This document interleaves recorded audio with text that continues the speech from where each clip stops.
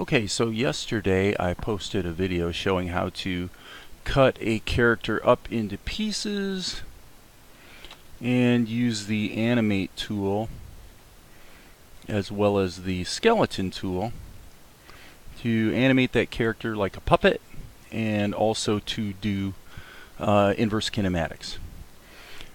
Which of course begs the question, is there another way or a better way?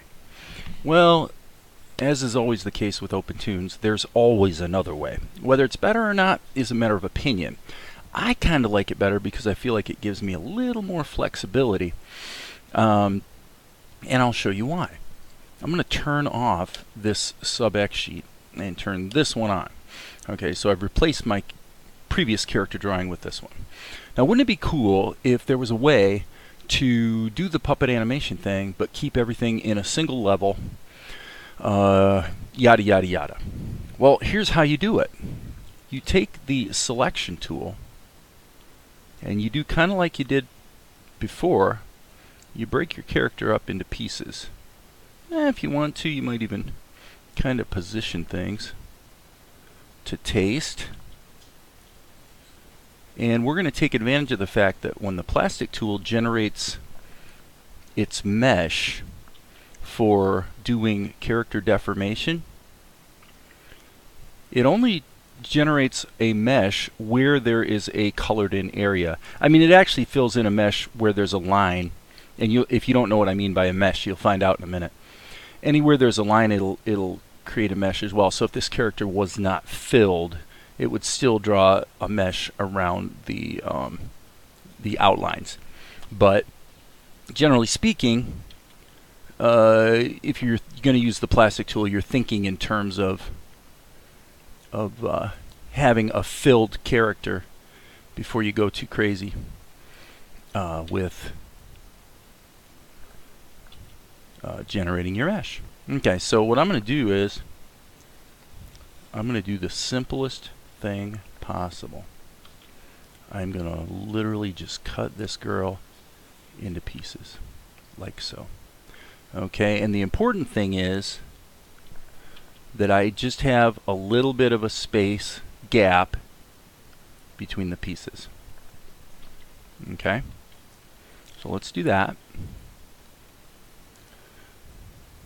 Okay, now I'm going to go ahead and move this over here and move this kind of over here. And then what I'm going to do is I'm going to do a little bit of commonsensical touch-up just to be safe. And I'm going to use the paintbrush tool, not the regular brush, but rather the paintbrush, to just give myself a little bit of extra color. And I'm making my job harder than it should be here because these pieces are really too close together. So let's just fix that and not be silly about it. Okay. Now back to the paintbrush tool. That's fine. A little bit of extra here. A little bit of extra here. Same thing. This is just because in a minute we're going to combine the character back into a single piece, and we want to minimize the number of gaps that will occur when we go ahead and deform the character. So obviously you could also add additional outlines. For example, I could go ahead and pull that up there a little bit. But for demonstration purposes, this does the trick. Okay. So saving my work, always save early, save often, I say. Now, what I'm going to do is I'm going to use the plastic tool to create a mesh. Okay, and that's fine. Boom. Okay, and now what we need to do is create a skeleton. All right. Now, I basically think I want my character to be anchored at her hips. Okay, so the one downside to this methodology is you lose the IK. You can't do inverse kinematics with the plastic tool, unfortunately. So I'm going to go ahead and add a couple bones there. This one, I'm going to say let's go ahead and give her a shoulder. And then, of course, you can see this is really going to be a little bit deficient because I did not create a break in her arm. So, but that's okay. That's okay. So now I'm going to go ahead and put a bone here just in case I need it. And then I'm just going to keep this almost as simple as I can. I guess I'll give her a little bit of a toe there. So a little bit of a hip controller. And again, boom, boom, boom, boom, and boom. And then up here, we're going to continue from here to do the head. And then we're going to create a little bit of a potential articulation right there with the ponytail. Okay, again, I'm going to save my work. Okay, so now if I go into animate mode, the key, there's two settings that you really want to be aware of with the plastic tool.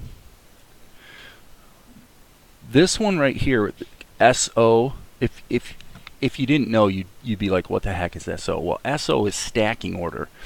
I don't want to claim to be the guy that came up with this technique. I'm sure there's other people that have come up with it as well. But as I was thinking about this being a potential way to use the plastic tool to do puppet animation, it occurred to me to ask, well, how does the plastic tool know what's supposed to be in front? Because these pieces are all going to obviously overlap each other. Well, the fact is it guesses right most of the time. But when it doesn't, by changing the SO, which is stacking order, you can actually tell, you can actually animate it too, keyframes to tell OpenTunes which pieces of the puppet are supposed to be above others. And you can change that stacking order anytime you want. Now there's another setting here that's very important, which is this, keep distance. If I don't unclick that, then this is, you can see what happens. I can't actually move this around, I can only rotate it. Excuse me. So I'm going to unclick that, and then I'm going to go through here and just start moving these pieces back together again. Okay.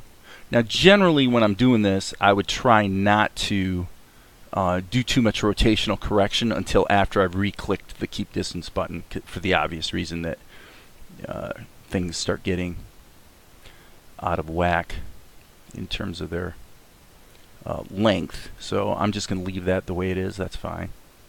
And okay, so we have a problem here. Okay, yeah, the problem here, and I did not realize this when I did this, so this is kind of unfortunate. I tell you what, for the sake of this video, I am not going to fix this, okay, because I don't want to take the time to fiddle with it. The reality is that you will have, you're going to bump into things like this too. So let me just go ahead and finish up my setup here. Okay, that's fine. Now I'm going to go ahead and click keep distance again, and that way I can go ahead and rotate this into place like so. Okay, so the big flaw in the demo here is that when it generated, because, well, I should have known better, because the gap between these two pieces was very small, OpenTunes kind of decided that it wants to make the mesh over the entire area. So blame that one on me.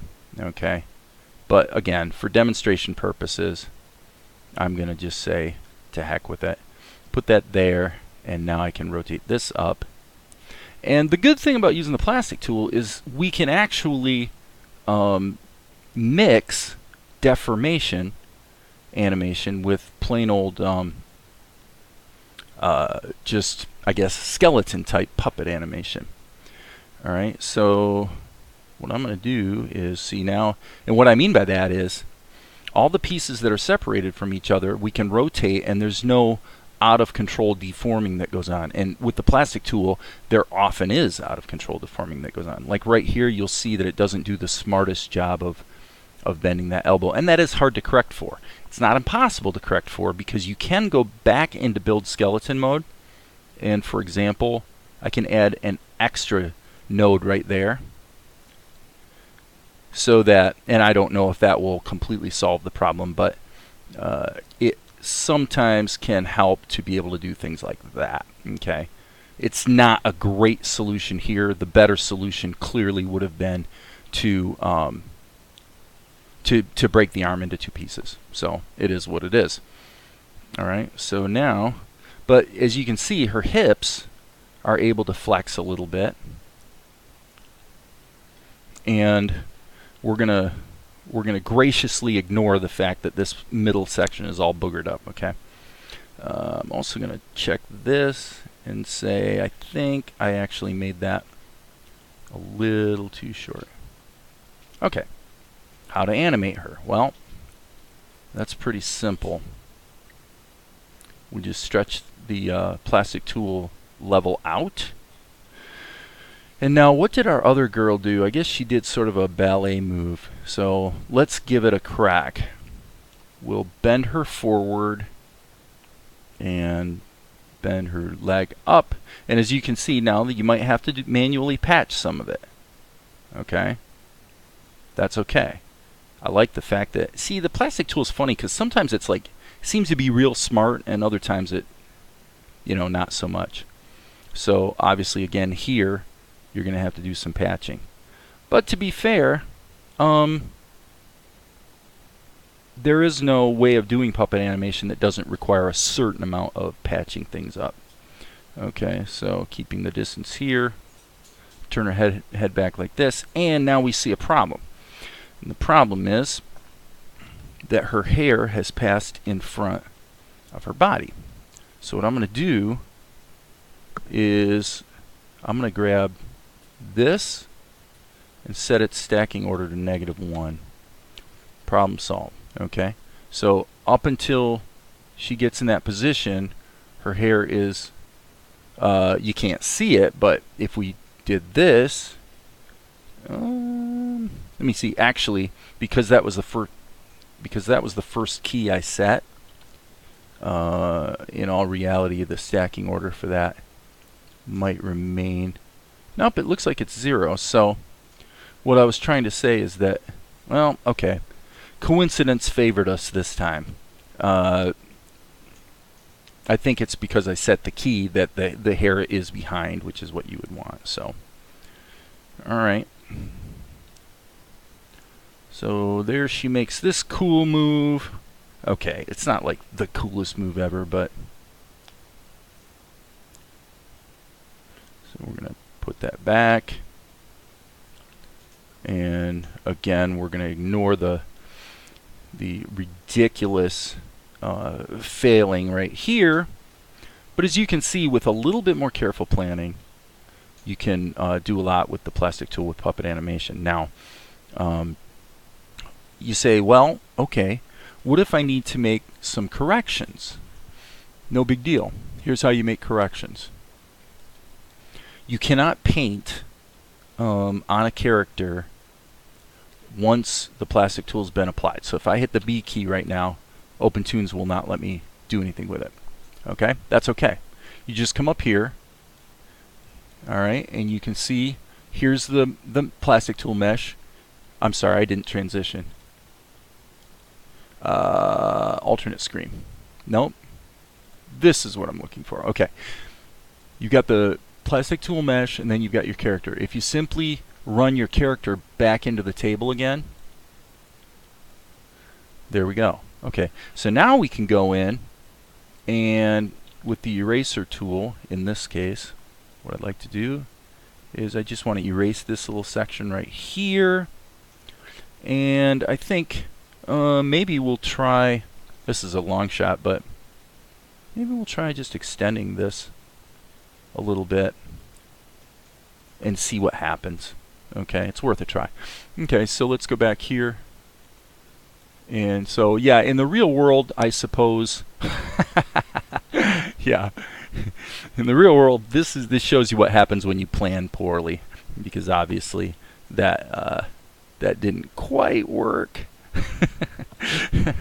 But at least you can see what the technique is. And frankly, if your goal is to do organic animation, this technique is probably not going to be quite as useful. But if you're doing, if you're doing Family Guy or something like that, you're probably going to want to go ahead and take your character, cut it up into a bunch of little pieces, and it's nice knowing that you don't have to split it up into umpteen different levels in order to set up your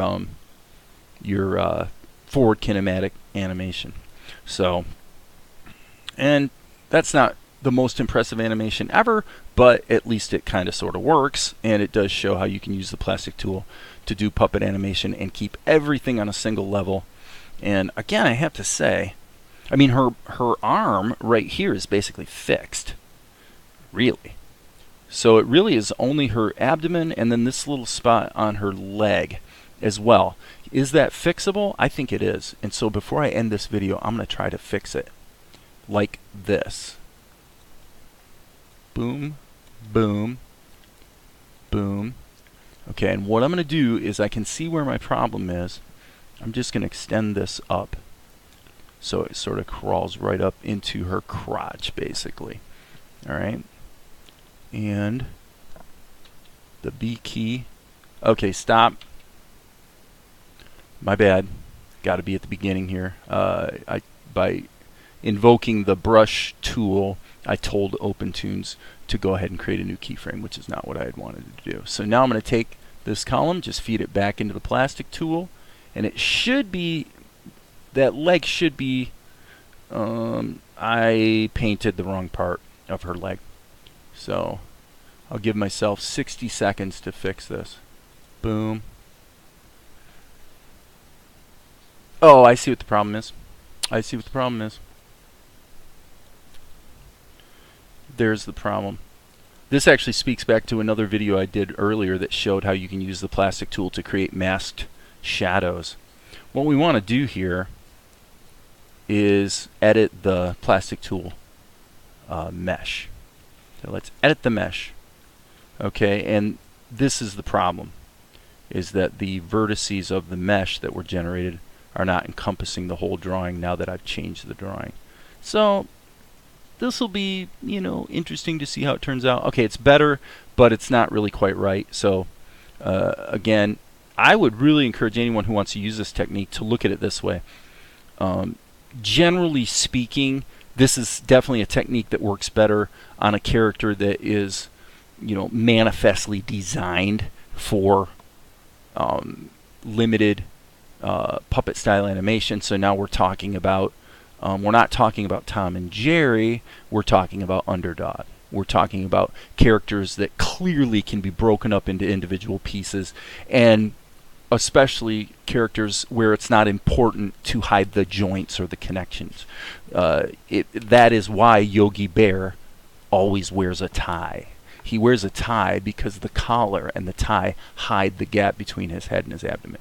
So if you're doing simpler, less, let's say, organic types of animation, this technique definitely works a little better. But again, for demonstration purposes, I think this video has shown all the techniques you need to be able to take any character, cut it up into pieces, or draw it in the first place in pieces where the pieces are sufficiently far apart, and then you can rig it up and keep the whole thing contained in a single, two levels.